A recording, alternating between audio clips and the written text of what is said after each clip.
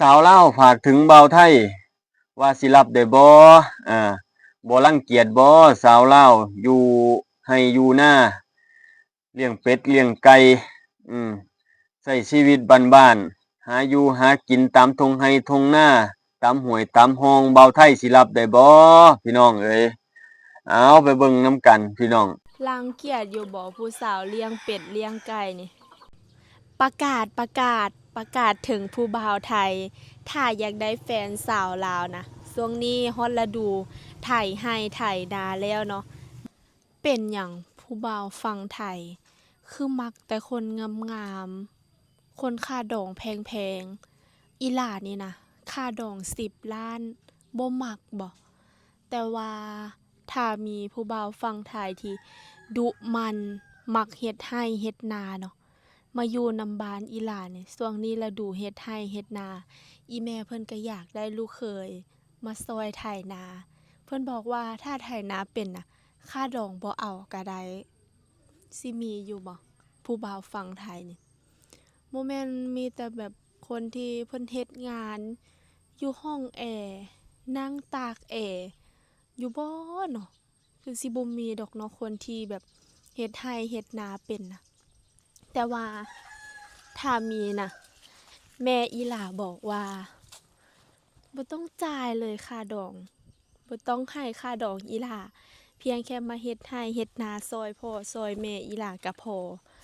เพราะว่าช่วงนี้แม่อีหล่าก็ตกกาเนาะลงกาแล้วกาก็เริ่มขึ้นประมาณนิ้วมือหนึ่งกาก็อีกประมาณจัก2 อาทิตย์นี่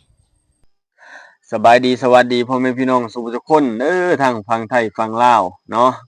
ก็แท้เนาะพี่น้องเนาะเบาไทยสาวลาวนี่ก็มาหลายแฮงมาโดนแฮงบ่ตกข่าวเลยเนาะพี่น้องเนาะกับเรื่องราวเบาไทยสาวลาวพี่น้องเอ้ยมีหลายๆคนเนาะสาวลาวก็ได้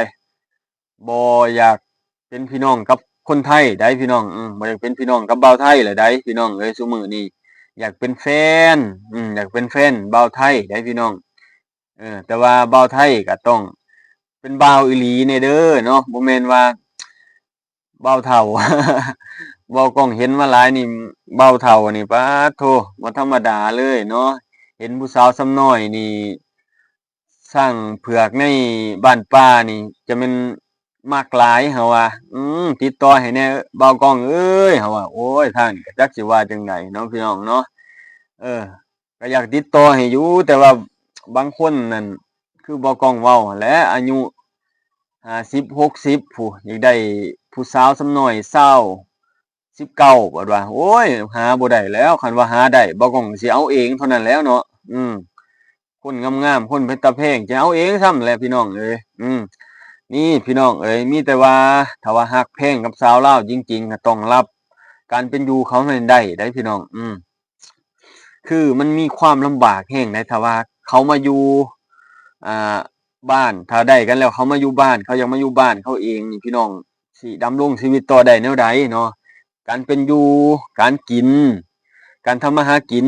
นี่มันมีในจุดๆนี้ได้การทำมาหากินนี่เฮาสิทำมาหากินอิหยังเนาะพี่น้องเนาะสมมุติอยู่ในบ้านดงบ้านป่าเนาะคือบ้านบ่าวก้องนี่สิหาอยู่หากินแนวใดทำมาหากินแนวใดจั่งสิ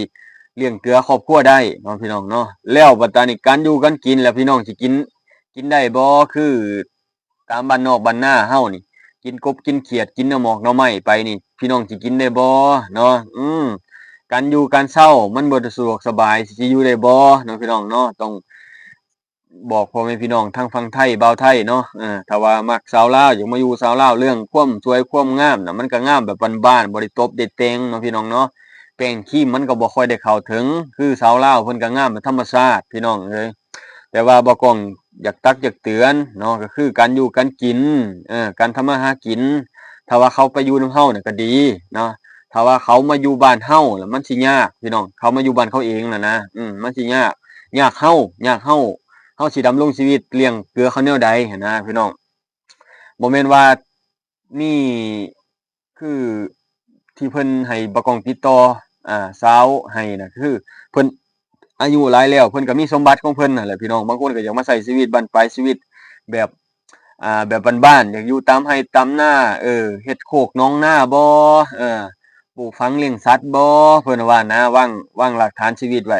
แบบบ้านๆแบบนั้นแต่ว่าพี่น้องอย่าลืมได้บัดตานี้สมมุติคือเบา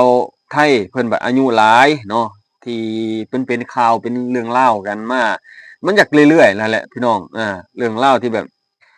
สาวลาวถิ่มบ่หรือว่าไปต่อกันบ่ได้ย้อนว่าอายุมันต่างกันเนาะบางคนอายุโอ้ยห่างกัน2ทบพี่น้อง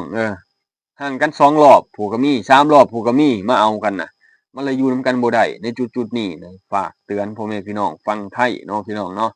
เบาไทยที่อยากได้สาวลาวเรื่องฮักแพงกันมันฮักกันได้อยู่ดอกพี่น้องฮักกันได้อีหลีเนาะแต่ว่ามันสิอยู่นำกันได้บ่ยาวๆพี่น้องสมมุติเนาะแม่นอยู่แต่อย่าลืมว่าเขาเป็นเด็กน้อยเนาะคือมาเอาสาวลาวก็ได้สำหรับเว้าเรื่องนี้สำหรับของผู้เฒ่าเด้สำหรับผู้เฒ่าผู้เฒ่าเด้อนี่เว้าเรื่องผู้เฒ่าได้นี่เว้าเรื่องเบาไทยเฒ่าเนาะเบาไทยเพิ่นเฒ่าอยากได้ผู้สาวลาวที่อายุ16 17ฮอด20หั้นนะเพิ่นเว้าที่เพิ่นตั้งอันนั้นมานะพี่น้องเพิ่นว่าหาให้แหน่แนวประมาณนี้โอ้หายากอะเด้อพี่น้องเอ้ยมีแต่ว่าหายากบ่ฮู้ว่าเขาสิรับได้บ่นอกจากบ่แม่นว่าจะเห็นอันเงินเนาะพี่น้องบ่แม่นว่าให้เขาเห็นเงินได้เขาก็เบิ่งการเป็นอยู่บ่แม่นว่าเราสิมาหลอกมาลวงมาเอาเขาแล้วก็สิหนีบ่ได้เด้อพี่น้องต้องรับผิดชอบเขานำได้ถึงว่าเขาจะคนที่เขาฮักแพงนะเขาจังปล่อยเนื้อปล่อยตัวไปนำเนาะพี่น้องเนาะคือสาวลาวก็ได้เนาะพี่น้องเนาะพี่น้องคงจะได้เบิ่งนำกันนั่นแหละเนาะเรื่องลาวสาวลาวบ่าวไทยบางคนน่ะฮักแพงกันโอ๊ยก็จนอ่อนช้อนพู้นแหละเนาะคือพี่น้องคงได้เบิ่งคู่ที่เขาเจ้าฮักแพงกันน่ะสาวลาวบ่าวไทยมันจะมีแบบนี้ล่ะบางคนน่ะที่เขาเจ้าเลิกเขาปะกันน่ะพี่น้องญ้อนว่าระยะทางการไปกันมามันบางทีมันบ่สะดวกสบายลางเทื่อมันสมมุติเนาะแบบเอาแบบความเป็นจริงที่เหตุการณ์ที่มันเกิดขึ้นแบบบ่อยที่สุดก็คือระยะทางแล้วก็เงินคือว่าเงินแหละบ่ก้องเงินตัวพี่น้องเราต้องใช้เงินเดินทางแล้วเรามาบ้านเขานี่ก็ต้องใช้เงินอยู่กินสมมุติเราบ่ได้มาหาที่ทางเราบ่มีทำมาหากินอยู่นี่แล้วถือว่าถือว่ามาทำมาหากินอยู่พี่แต่ว่ามันก็บ่ได้ค่อยสะดวกสบายมันบ่ได้มีค่าตอบแทนสูงเนาะพี่น้องเนาะเพราะว่าค่าครองชีพแต่ละมื้ออยู่ฝั่งนี้มันมีแต่ค่าครองชีพนะมันบ่มีรายรับอะนะมีแต่ค่าครองชีพคือกินอยู่ไปซื่อๆมันคืออยู่ตามบ้านก็ได้ถ้าเว้าคร่าวๆบ่ก้องสิเว้าประสบการณ์คือมาอยู่บ้านให้พี่น้องได้ฟังคือทางเบาไทยก็ได้เนาะคือมาอยู่บ้านนี่บ่ก้องมาอยู่บ้านนี่คือบ่มีรายได้เลยนะคือรายได้หลักแต่ละปีของชาวบ้านนี่รวมๆเบิดเลยนี่คือเพิ่นแถวนี้นะเขตบ่ก้องอยู่นี่เขตอันแขวงคำมวนเมืองมหาไซบ้านคำไผนานี่บ่ก้องอยู่นี่เนาะคือเพิ่นดำรงชีวิตด้วยการอันปลูกข้าวเนาะปลูกข้าวแต่ละปีคือขายข้าวเนาะพี่น้องเนาะเกี่ยวข้าวเกี่ยวน้ำแล้วเก็บเกี่ยวข้าวขึ้นเหล้านี่คือแต่ละครอบครัวนี่คือไปขายข้าวเพื่อจะเอามาเลี้ยงชีพมากินช่วงเฮาอันนั้นแหละพี่น้องปีใหม่หรือว่ากินไปจนฮอดฤดูกาลทำนาปีหน้าพี่น้องเอ้ยนี่คือการที่เฮาดำรงชีวิตอยู่บ้านแล้วอีกอาชีพหนึ่งก็คือเพิ่นอาชีพชาวสวนเนาะคือเพิ่นปลูกมันเนาะปลูกมันนี่ก็เป็นรายได้รายปีแต่ว่าบางคนน่ะบ่ได้มีที่มีทางหลายปานนั้นนะพี่น้องแล้วบางคนมีที่มีทางหลายแต่ว่าบ่มีต้นทุนจะไปต่อยอดก็คือไปดูไปเบิกป่าเบิกดงไปปลูกมันปลูกหยังนี่บางคนบ่ได้มีต้นทุนขนาดนั้นเนาะสิไปเฮ็ดได้นะพี่น้องเนาะการที่จะเฮ็ดได้คือมีต้นทุนมีเงินมีคำเฮ็ดได้มันจังเป็นอันงอกได้ออกดอกออกผลได้เนาะพี่น้องเนาะอันนั้นสำหรับคนมีเงินเขาจังเฮ็ดได้หรือว่าพ่อแม่พี่น้องอยากมาสร้างครอบครัวอยู่ลาวสมมุติมักกับสาวลาวรับได้เบิดซุอย่างที่บ่ก้องเว้ามานี่บ่ก้องเอ้ยรับได้เบิดซุอย่างติดต่อข้อยเลย อันนี้ก็จังว่ากันอีกเทื่อหนึงเนาะเรื่องเนาะบ่กล้องก็บ่อยากแนะนำปานใดเพราะว่า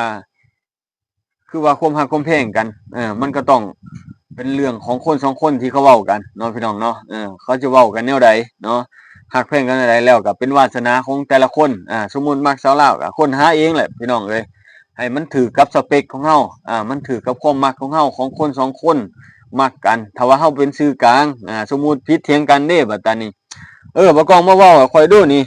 ผิดเถียงกันแหละเจ้าติดต่อให้ข้อยอ้าวอันนั้นมันสิตกมาเป็นภาระของบ่กล้องเด้เนาะพี่น้องเนาะมีแต่เฮารักแพงกันแหละก็คือเว้ากันแค่สองคนหาเอาเองเนาะพี่น้องถ้ามักสาวลาวบ่อึดดอกคนลาวนะที่ไปอาศัยอยู่ประเทศไทยทำมาหากินอยู่ประเทศไทยหรืออยากมาเบิ่งอยากมาเล่นมาเที่ยวก็มาแวะหาบ่กล้องได้พาไปเล่นไปเที่ยวเนาะไปเลาะได้แต่ว่าค่าเดินทางบ่กล้องก็บ่มีเนาะมีแต่สิขอนำพ่อแม่พี่น้องนั่นแหละนำพ่อใหญ่แม่ใหญ่นั่นแหละเนาะสมมุติอยากไปเนาะก็คือเพิ่นมีหลายคนแหละเพิ่นอยากให้บ่กล้องอ่าแบบว่าเพิ่นตั้งให้เป็นตั้งทัวร์นะทัวร์แบบ4-5คนนะบ่กล้องรถเรือก็สิจ้างให้บ่กล้องพาไปเล่นไปเที่ยวนั่นไปนี่เพื่อสนับสนุนบ่กล้องเพิ่นว่านะมีหลายคนคือกันแนะนำแบบนี้เนาะแต่ว่าบ่กล้องก็ยังบ่ทันตกลงว่าสิว่าแนวใดเนาะพี่น้องเนาะเพราะว่าอันหนึ่งก็มันไปมันต้องมีต้นทุนแหน่เนาะพี่น้องเนาะหรือว่าทางนี้บ่ค่อยสะดวกสบายเนาะพี่น้องเนาะถ้าว่าพ่อแม่พี่น้องมาบ่ฮู้ว่าเพิ่นสิรับได้บ่หั้นนะโอ้ยก็กันเป็นอยู่หั้นนะเนาะพี่น้องเนาะก็ประมาณนี้พี่น้องขออนุญาตเนาะลงคลิปเดี๋ยวพี่น้องคิดเห็นจั่งใดก็คอมเมนต์เข้ามาเด้อพี่น้องเด้อเนาะแบ่งปันกันขอบคุณครับ